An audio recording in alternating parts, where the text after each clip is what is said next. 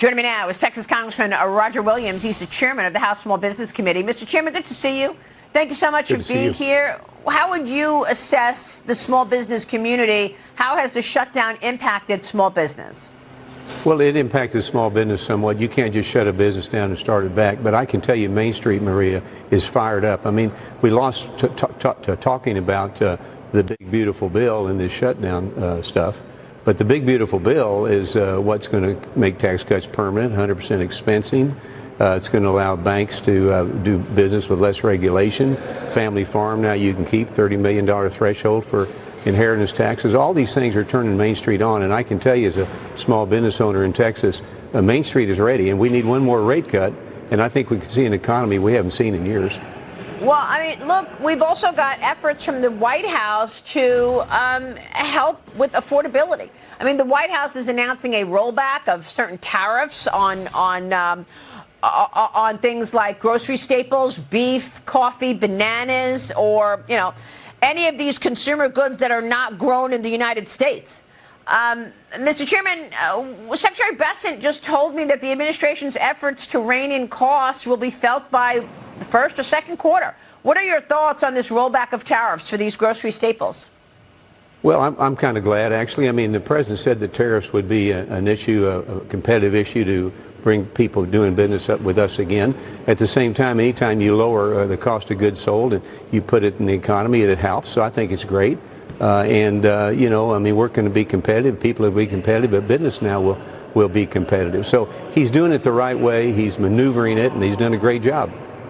Well, what about the president's proposal to send $2,000 dividend checks to Americans funded by revenue brought by the tariffs? Now, the Treasury Secretary told me yesterday that plan will require new legislation and the approval of Congress. Will you vote to pass that? Well, from what I've seen now, absolutely. I mean, now we're talking about injecting real money into the system.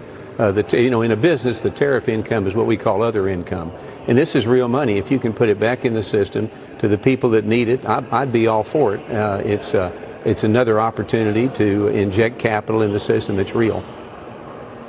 And do you compare this to the kind of support that Biden was giving people? I mean, look, this is money that people certainly want, but you're also talking about $38 trillion in debt. So how do you walk that balance of, I mean, the president has been so smart with these tariffs. They've already raised almost $200 billion, if not more. And we're waiting on the Supreme Court decision on that as well, by the way. Well, tariffs are real money. Biden was basically printing money and just handing it out and driving inflation up. So it's hard to compare the same. This is real money that's coming in from our competitors and our customers. And there's no reason that you can't inject it to the people and let them spend it and multiply whatever they got, multiply it and make things happen and sell product. The secretary touched on this, the president's plans to send those $2,000 checks out. Here's what he told me yesterday. Watch. Secretary, is he going to be sending these direct payments to Americans of $2,000 or more? We will see. We need legislation for that. And again, President Trump is all about solutions, Maria, and yes. Everything is on the table. President Trump has also talked about sending $2,000 refunds to, and that would be for working families. Will have an income limit. Those could go out. And then, Maria, the other thing that is going to happen in July, families are going to be able to apply for any child born from January 1st, 2026 for the next 3 years is going to get a Trump account. That's $1,000 for each newborn that's going to go in the stock market, and that's going to be invested for the next 18 years. I have to say, I love this idea of getting kids invested from a very young age. Congressman, your reaction? No, I think it's fantastic, and a lot of kids would never have the opportunity to do that and understand how markets work if it wasn't for this. And again, I remind your listeners, this is not funny money. This is real money going into the system, unlike printed money. And if we want to use it to invest in our children and invest in opportunities, invest in health care or whatever, then so be it. It actually makes our country actually wealthier and wiser. Yeah, and I love the fact that this administration was among the first to tackle this, Liz Peek. Jump in here. Yeah. Do you think that Congressman, thanks for joining us. Do you think that most of your constituents appreciate the improvements in the big, beautiful bill, in their tax prospects coming forward? I mean, I just feel like the messaging on all that kind of got lost on all the conversation about tariffs. Are your constituencies excited about the tax cuts in the bill? Well, they totally are, and I think we need to do a better job in selling it, as you mentioned. I mean, the fact that we can make tax cuts permanent, that we can cut regulations for banks. Most small businesses use community banks for payroll, for lines of credit. We need to talk about how that's going to open up better. The fact that you can have 100% expensing for fixed asset purchase is huge for companies. And then, like I said earlier, the fact that we've been able to go and raise the threshold in the inheritance tax to $30 million, we need to explain that to people. I've had people come into my car dealerships and didn't understand the fact that they could write their purchase off 100% this next go-around. So we need to do a better job explaining it, because it's a winner, and the other side just bashes President Trump, and that's a loser.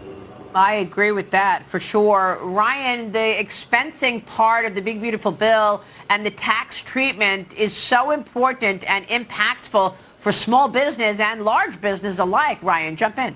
Yeah, it really is. And Congressman, what I'm curious about is, you're a small business owner. I'm a business owner right now. And what we're seeing are a lot of great tax breaks. We're seeing the economy start to accelerate. And I'm seeing a lot of the small business surveys say that a lot of business owners are going to start to look to hire again. And I always say that's kind of like a lagging indicator. The economy heats up, then we decide to start hiring again. What are you seeing with your business? What are you seeing with your constituents? Do you see any desire to start hiring again? Because there's a lot of concern about the employment market falling off a cliff, and I'm suspect it's actually not.